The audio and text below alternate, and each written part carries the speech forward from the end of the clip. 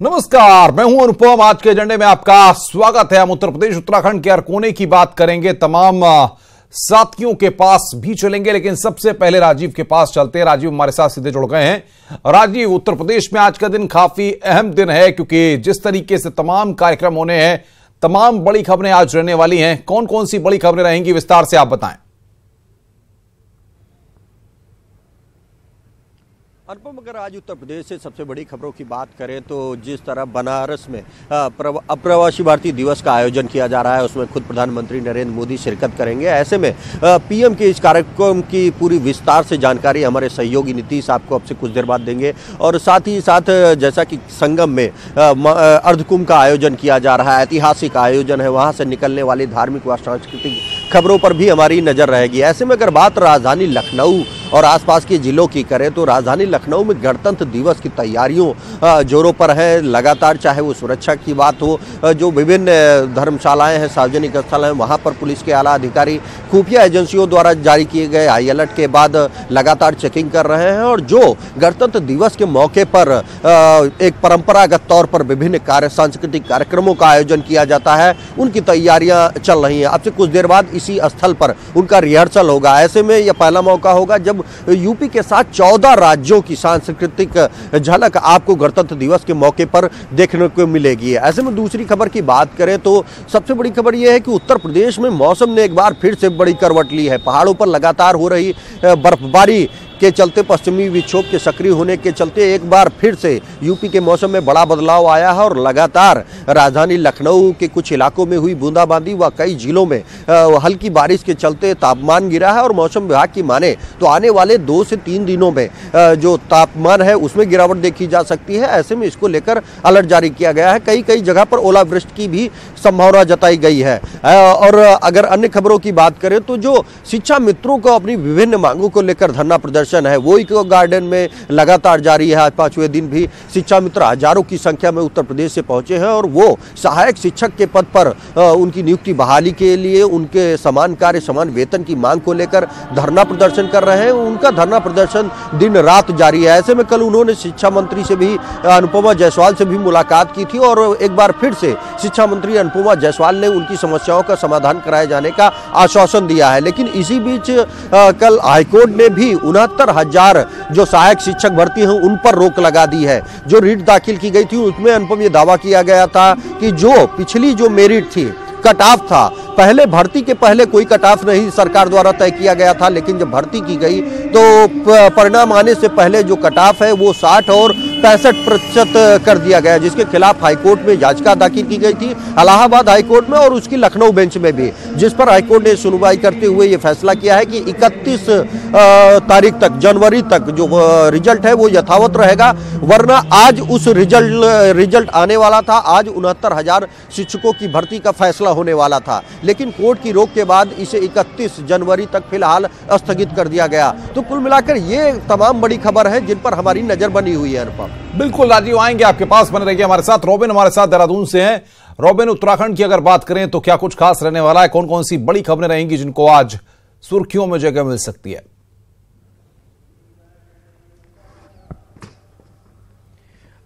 देखिए अनुपम, महत्वपूर्ण बात यह है कि कल रात से ही उत्तराखंड में बारिश हो रही है, पूरे प्रदेश में बारिश हो रही है। उसके बाद अब जो पहाड़ी इलाके हैं वहाँ पे बर्फबारी भी हुई है कल रात ही।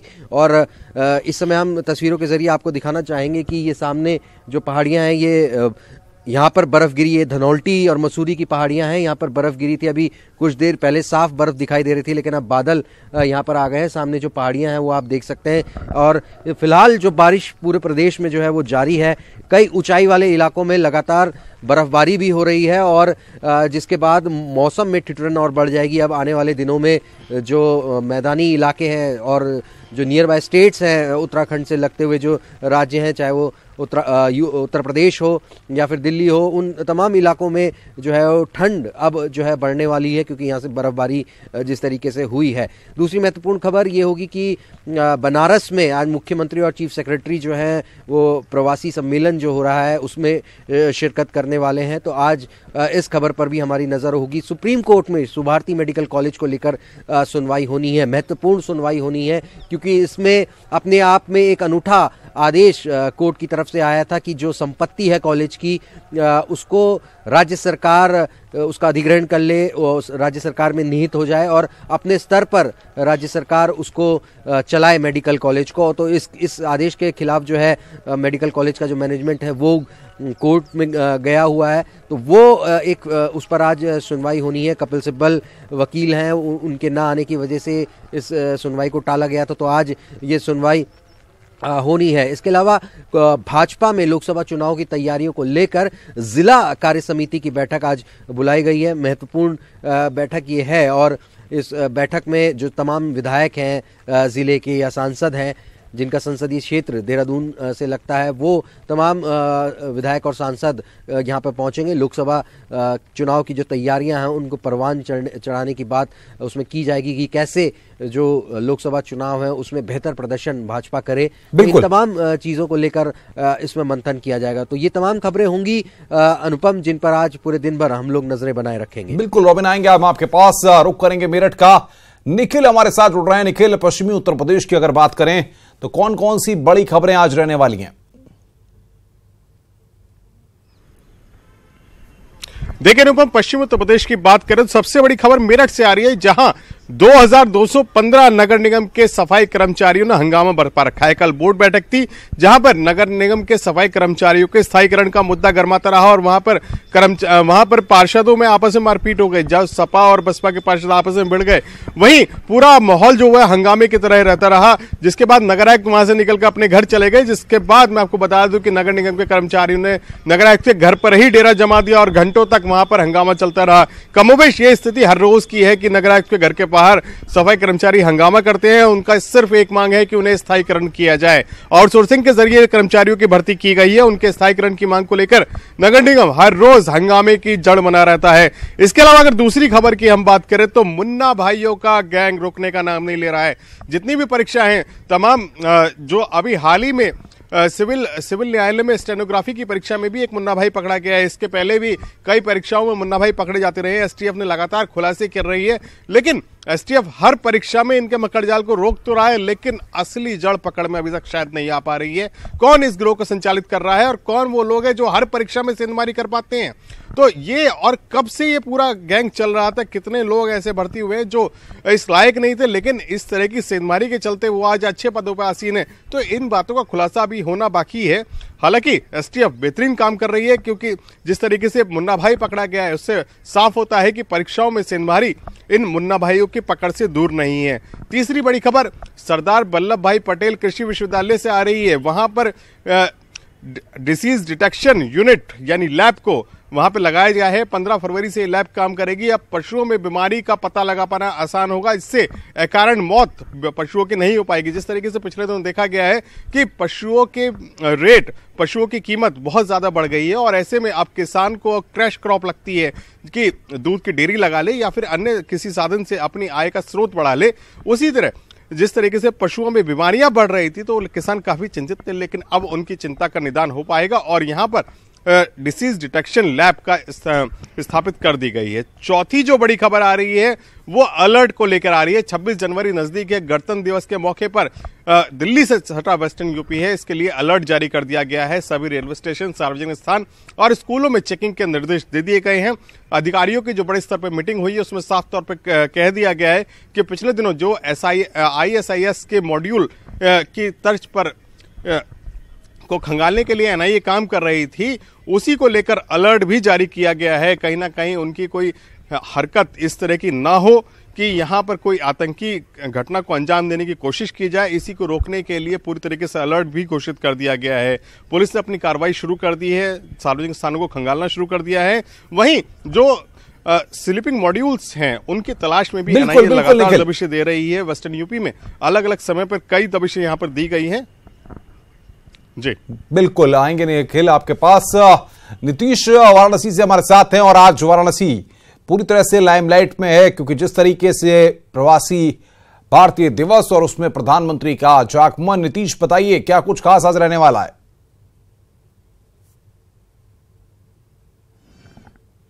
अनुपम, बनारस के लिए ये आयोजन ही खास है और उसमें आज प्रधानमंत्री का आगमन खास है।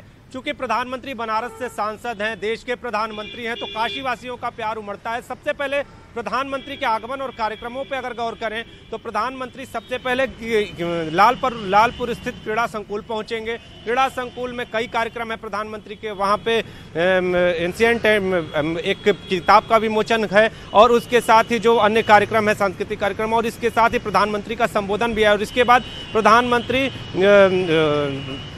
टीएफसी पहुंचेंगे। टीएफसी में इनकी सभा है, सभा के बाद कुछ जो प्रवासी भारतीय हैं उनके साथ भी कार्यक्रम है, संबोधन है। और इसके साथ 30 लोगों के साथ प्रधानमंत्री, जो चुनिंदा लोग होंगे उनके साथ प्रधानमंत्री के साथ भोज का कार्यक्रम है और इसके बाद प्रधानमंत्री रवाना हो जाएंगे।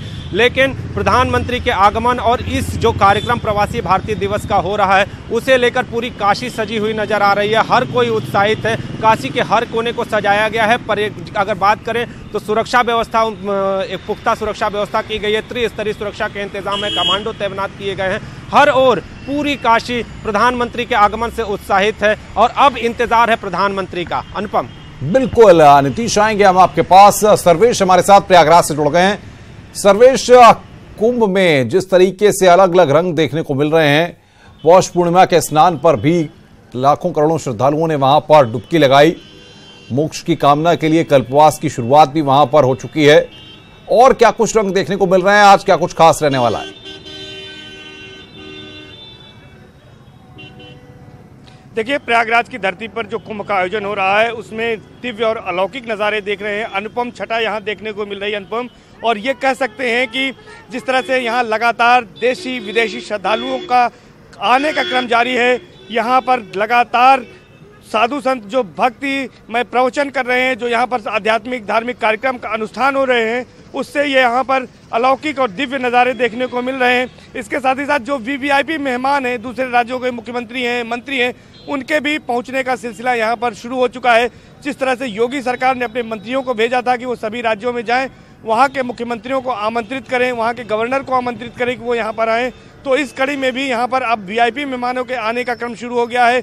कल ही की बात करें तो यहाँ उत्तराखंड के सीएम त्रिवेंद्र सिंह रावत थे, राज्य सरकार के प्रवक्ता मदन कौशिक आज भी यहाँ पर मौजूद हैं, जो अखाड़ों में जाएंगे और लोगों से मुलाकात करेंगे। इसके साथ ही साथ हरियाणा के सीएम मनोहर लाल खट्टर भी कल यहाँ पर थे, आज भी वो यहाँ पर रहेंगे और कई अलग अलग कार्यक्रमों में शिरकत करेंगे। सबसे बड़ी बात यह है कि प्रयागराज अब 2 बड़े कार्यक्रमों के लिए तैयार हो रहा है, क्योंकि 24 तारीख को यानी 24 जनवरी को प्रयागराज की धरती पर लगभग 2500 प्रवासी भारतीय आएंगे। प्रवासी भारतीय सम्मेलन का वाराणसी में आज दूसरा दिन है और कल जब यह समाप्त होगा तो 24 जनवरी को वाराणसी से सुबह लग्जरी बसों से प्रवासी भारतीयों को यहाँ लाया जाएगा। उनके लिए व्यापक यहाँ पर इंतजाम किए जा रहे हैं कि कैसे उनको ठहराया जाएगा, कहाँ कहाँ उनको भ्रमण कराया जाएगा। हम दर्शकों को बता दें कि प्रवासी भारतीय यहाँ पर पहुँचेंगे, सबसे पहले टेंट सिटी जाएंगे जहाँ रिफ्रेशमेंट लेंगे, उसके बाद वो क्रूज के जरिए संगम तट पर आएंगे जहाँ पूजा अर्चना करेंगे और उसके बाद वो हनुमान मंदिर के साथ, बड़े हनुमान मंदिर के साथ साथ अक्षय वट और सरस्वती कूप जाएंगे। बिल्कुल, ये विस्तार से कार्यक्रम है जो आप बता रहे हैं सर्वेश। जाहिर तौर पर ये पूरी वहां पर प्लानिंग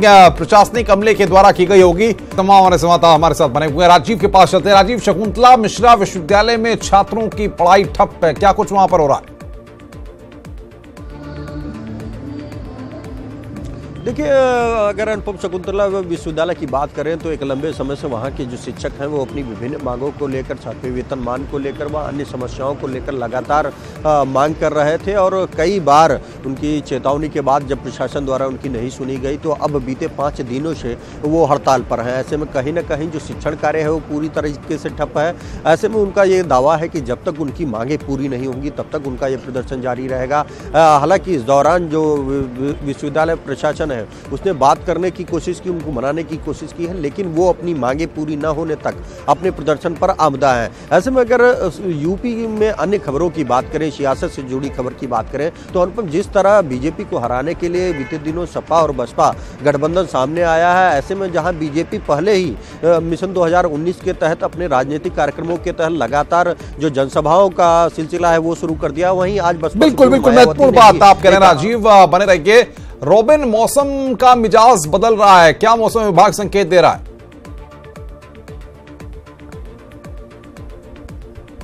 देखिए बिल्कुल अनुपम, तस्वीरों के जरिए आपको बताने की कोशिश करूंगा कि मौसम का मिजाज पूरी तरीके से बदल गया है। कल रात से ही जिस तरीके से बारिश लगातार पूरे प्रदेश में हो रही है, तो बर्फबारी की खबरें आ रही हैं। सामने जो चोटियां इस समय आप देख रहे हैं, ये यहाँ पे कई जगह पे बर्फबारी हुई है, बर्फ की सफ़ेद चादर बिछ गई है इन पहाड़ियों पे। लेकिन फिलहाल चूंकि बादल आ गए हैं तो वो तस्वीर हम आपको अभी दिखा नहीं पा रहे हैं। लेकिन हाँ, ये जो धनौल्टी और मसूरी की जो चोटियां हैं वहाँ पर बर्फबारी हुई है। इसके अलावा गढ़वाल कुमाऊं की जो ऊंचाई वाले इलाके हैं वहाँ पे लगातार बर्फबारी जारी है। कई बिल्कुल बर्फबारी जारी है, मौसम बदल रहा है। निखिल हमारे साथ है। निखिल, 26 जनवरी को लेकर सुरक्षा घेरा काफी कड़ा होगा, क्या बंदोबस्त है?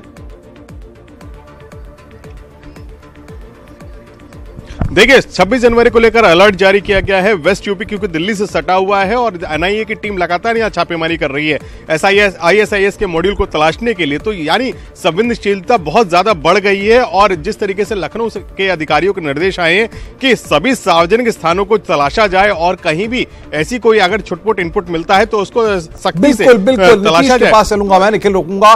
नीतीश, कितने बजे पीएम पहुंच रहे हैं प्रवासी महाकुंभ में?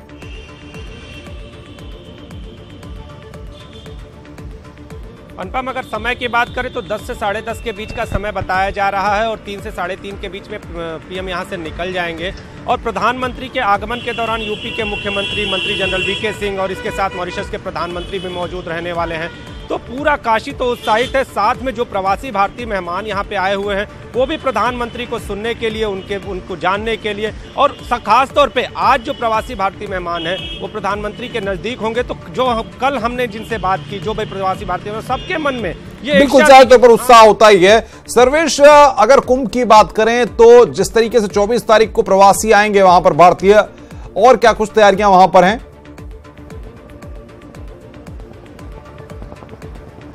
देखिए, यहाँ पर एक बड़ा घाट संगम तट पर बनाया जा रहा है जहाँ पर एक साथ हजारों प्रवासी पूजा अर्चना करेंगे। उसके बाद जो लोग चाहेंगे वो गंगा स्नान भी करेंगे, संगम में आस्था की डुबकी भी लगाएंगे। उसके बाद उनको बड़े हनुमान मंदिर ले जाया जाएगा जहां उन्हें दर्शन पूजन कराया जाएगा। और पहली बार जो अक्षय वट आम श्रद्धालुओं के लिए इस कुंभ में खोला गया है, अक्षय वट के भी दर्शन करेंगे प्रवासी। बिल्कुल, अक्षय वट के भी दर्शन करेंगे। तमाम इंतजाम वहां पर किए गए हैं। आप सबका हमारे साथ जुड़ने के लिए बहुत बहुत शुक्रिया।